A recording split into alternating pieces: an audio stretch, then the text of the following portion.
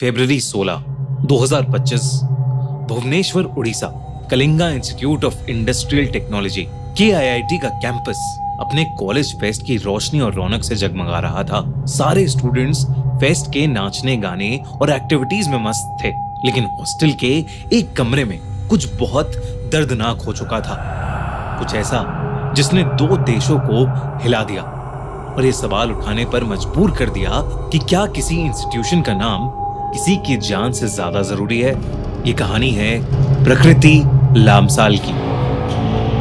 प्रकृति, जो कि एक चुलबुली, प्यारी और आम सी 20 साल की लड़की थी, नेपाल के काठमांडू से थी और उड़ीसा के भुवनेश्वर में बहुत ही फेमस और पॉपुलर कलिंगा इंस्टीट्यूट और इंडस्ट्रियल टेक्नोलॉजी यानी KIIT में कंप्यूटर साइंस पढ़ रही थी। आंखों में इंजीनियर बनने के सपने लिए और मन में ना सिर्फ अपने लिए पर अपने पूरे परिवार के लिए एक अच्छे फ्यूचर का विश्वास लेकर प्रकृति भुवनेश्वर पहुंची थी। 16 फरवरी 2025 सारे स्टूडेंट्स उस दिन 3 दिन लंबे कॉलेज फेस्ट की मस्ती में झूम रहे थे। फेस्ट के आखिरी दिन प्रकृति ने अपनी माँ को फोन किया। उसकी आवाज बिल्कुल नॉर्मल थी। उसने कहा कि वो फेस्ट में जा रही है और अगर उसका फोन ना लगे तो वो चिंता ना करे, क्योंकि वो नेटवर्क की वजह से हो सकता है। उसकी माँ ने मुस्कुराते हुए उसे अपना ध्यान रखने को कहा और फोन काट दिया। लेकिन प्रकृति फेस्ट में गई ही नहीं। उसकी फ्रेंड्स कई देर तक बाहर उसका वेट कर रहे थे, पर जब प्रकृति नहीं आई और उसने अपना फोन भी नहीं उठाया तो उसके दोस्तों ने उसके रूम पर जाकर चेक करने का सोचा। बस कुछ ही देर बाद उसके दोस्तों ने प्रकृति के रूम का दरवाजा नॉक किया। जब कोई जवाब नहीं मिला तो डर कर उन्होंने बाकी स्टूडेंट्स, प्रकृति के कजिन्स और कॉलेज स्टाफ को बुलाया। उन्हें बहुत डर लग रहा था, क्योंकि प्रकृति कभी ऐसा नहीं करती थी। उन्होंने दरवाजे के सामने टेबल लगाई और उस पर चढ़कर शीशा तोड़कर दरवाजा खोला। लेकिन जो उन्होंने देखा वो देखकर उन सब की सांसें सुन्न पड़ गईं, क्योंकि प्रकृति अपने कमरे में बेजान पड़ी थी। उसके दोस्तों को कुछ समझ नहीं आ रहा था। उसके 2 कजिन्स जो वहां खड़े थे एकदम शांत हो गए। उसके एक कजिन सिद्धांत ने तुरंत पुलिस को फोन करके बुलाया और FIR लिखवाई। पुलिस जब तक वहां पहुंची तब तक कॉलेज ने बॉडी पहले ही हॉस्पिटल भिजवा दी थी। वहां मौजूद गर्ल्स हॉस्टल के स्टूडेंट्स के मुताबिक हॉस्टल वार्डन ने पुलिस के आने से पहले ही प्रकृति के फोन, लैपटॉप और डायरी को वहां से हटा दिया था। इससे कई स्टूडेंट्स के मन में यह डाउट आया कि कॉलेज शायद क्राइम सीन के साथ टैंपर कर रहा है। अथॉरिटीज ने इसे खुदकुशी बनाने की कोशिश की, लेकिन सिद्धांत को किसी और पर शक था। अद्विक श्रीवास्तव, प्रकृति का एक्स बॉयफ्रेंड, वो लखनऊ के एक बहुत ही ज्यादा अमीर पॉलिटिशियन का बेटा था। सिद्धांत ने पुलिस को बताया कि अद्विक प्रकृति को परेशान कर रहा था और साथ ही साथ उसे उसकी प्राइवेट फोटोज लीक करने की धमकी देते हुए ब्लैकमेल भी कर रहा था। इन सब से प्रकृति इतना परेशान थी कि वो पूरी तरह से मेंटली फ्रस्ट्रेट हो गई थी। प्रकृति और अद्विक का ब्रेकअप पिछले साल ही हो गया था, लेकिन इस हादसे से सिर्फ 4 हफ्ते पहले प्रकृति ने कॉलेज के इंटरनेशनल रिलेशंस ऑफिस में अद्विक के खिलाफ कंप्लेंट की थी। उसने कहा था कि अद्विक उसे इमोशनली और मेंटली टॉर्चर कर रहा है, पर कॉलेज अथॉरिटीज ने अद्विक के अगेंस्ट कोई भी एक्शन नहीं लिया, बल्कि कॉलेज ने प्रकृति को ही कॉम्प्रोमाइज करने को कहा। उसकी काउंसलिंग करवाई और इस बात को दबाने की कोशिश की।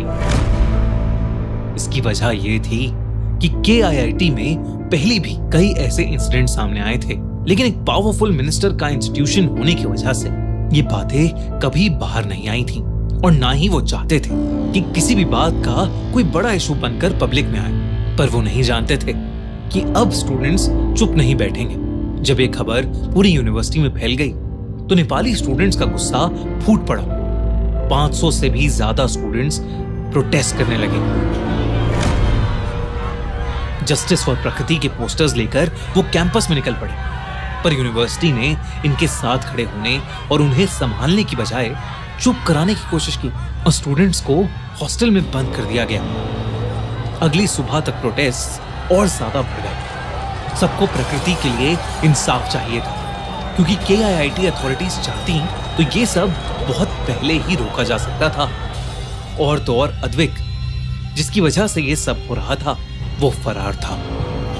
स्टूडेंट्स इंसाफ चाहते थे, लेकिन कॉलेज अथॉरिटीज ने सिक्योरिटी गार्ड्स के जरिए उन्हें लाठियों से मारना शुरू करवा दिया। स्टूडेंट्स ने वीडियो बनाकर सोशल मीडिया पर पोस्ट करने की कोशिश की, अपनी फैमिलीज और फ्रेंड्स को कांटेक्ट करने की कोशिश की, लेकिन गार्ड्स ने उनसे उनके फोन छीन लिए और उन्हें बहुत बुरी तरह मारा। इतने में ही KIIT यूनिवर्सिटी ने एक ऑफिशियल नोटिस जारी कर दिया।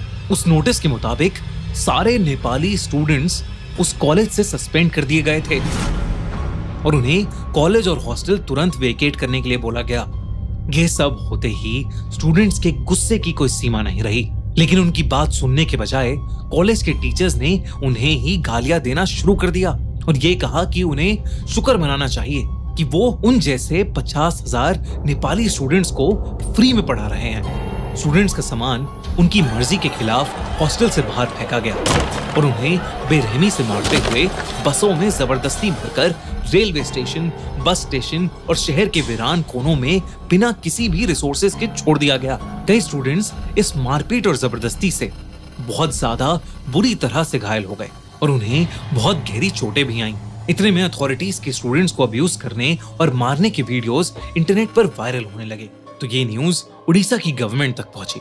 पुलिस ने भी अद्वैक श्रीवास्तव को एयरपोर्ट से अरेस्ट कर लिया, जो देश से भागने की फिराक में था। इसी बीच एक ऑडियो क्लिप वायरल होनी शुरू हुई, जो रिपोर्ट्स के मुताबिक उसी दिन की अद्वैक और प्रकृति की कॉल रिकॉर्डिंग थी। उस क्लिप में अद्वैक प्रकृति को गंदी गंदी गालियां देकर अब्यूज कर रहा था और तो और उसे माफी मांगने के लिए कहते हुए धमका भी रहा था। तुम्हें पता भी है कि मैं क्या कर सकता हूँ, मेरी बात नहीं मानी तो पछताएगी। ये शब्द सिर्फ उस ऑडियो क्लिप में ही नहीं, हर उस इंसान के कान में गूंज रहे थे जो प्रकृति को जानता था। ये न्यूज जब वीडियोस और सोशल मीडिया के जरिए नेपाल गवर्नमेंट तक पहुंची, तो नेपाल के प्रधानमंत्री KP शर्मा ओली ने इंडियन एम्बेसी को इस मामले में तुरंत इंक्वायरी की मांग की और साथ ही साथ 2 स्पेशल ऑफिसर्स को नेपाल से इस केस को इन्वेस्टिगेट करने के लिए इंडिया भी भेजा। उड़ीसा गवर्नमेंट ने इंक्वायरी कमेटी बनाई और 6 लोगों को अरेस्ट किया गया, जिसमें अद्वैक श्रीवास्तव और यूनिवर्सिटी के सीनियर ऑफिशियल्स भी शामिल थे।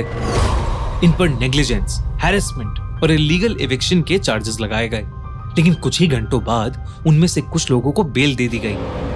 जब ये न्यूज इंटरनेशनल लेवल तक फैल गई, तो अपनी इज्जत बचाने के लिए KIIT ने बेशर्मों की तरह स्टूडेंट्स को वापस आने की रिक्वेस्ट करी और मैटर को दबाने की कोशिश की, लेकिन सभी स्टूडेंट्स ने उनके साथ हुई बदतमीजी और इनजस्टिस की वजह से यूनिवर्सिटी अथॉरिटीज की इस रिक्वेस्ट को साफ इनकार कर दिया। वहीं अद्वैक और उसकी दोस्त की ऑडियो क्लिप्स भी वायरल हुई, जहां वो प्रकृति के बारे में बहुत बेहुदा बातें कर रहे थे। पूरे देश में प्रकृति और स्टूडेंट्स को जस्टिस दिलाने के लिए प्रोटेस्ट शुरू हो गए। वहीं प्रकृति के कजिन्स, दोस्त और माता पिता पूरी तरह से टूट गए, क्योंकि इतना सब होने के बाद भी कुछ कॉलेज टीचर्स वीडियोस में प्रकृति पर ही ब्लेम डाल रहे थे। जब प्रकृति के पिता का इंटरव्यू लिया गया, तो वो खुद को बहुत मुश्किल से संभालते हुए बस अपनी बेटी के लिए इंसाफ मांग रहे थे, क्योंकि उन्हें पता था कि कॉलेज अथॉरिटीज ने सिर्फ और सिर्फ अपनी रेपुटेशन को बचाने के लिए एविडेंस के साथ टैंपर किया और कॉम्पनसेशन और सिंपैथी के नाम पर KIIT ने प्रकृति लामसाल के नाम पर एक स्कॉलरशिप अनाउंस कर दी। पर क्या बस एक स्कॉलरशिप एक इंसान की जिंदगी की कीमत चुका सकती है? उसकी माँ कहती हैं, उसने कहा था मम्मी मैं ठीक हूं, लेकिन वो सच नहीं था। हर दिन वो आखिरी कॉल उनके कान में गूंजती रहती है। हर तस्वीर, हर याद उन्हें उसके बिना अधूरी लगती है।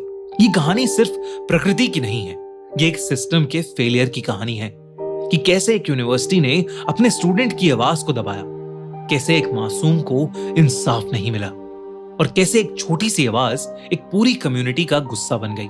हम उम्मीद करते हैं कि ये कहानी एक वेकअप कॉल बने और आगे से कोई और इंसान ऐसे जिंदगी ना गवाए। और मैं अपनी इंडियन ऑडियंस से रिक्वेस्ट करता हूँ कि अगर कोई नेपाली या पाकिस्तानी या बांग्लादेशी है, तो उसे सबसे पहले एक इंसान की तरह देखें, बिना उस इंसान को जाने उसके खिलाफ किसी भी तरह की डिस्क्रिमिनेशन को बढ़ावा ना दें। KIIT के सच को इस वीडियो के जरिए ज्यादा से ज्यादा लोगों से शेयर कीजिए, ताकि ऐसी घटनाएं फिर कभी दोबारा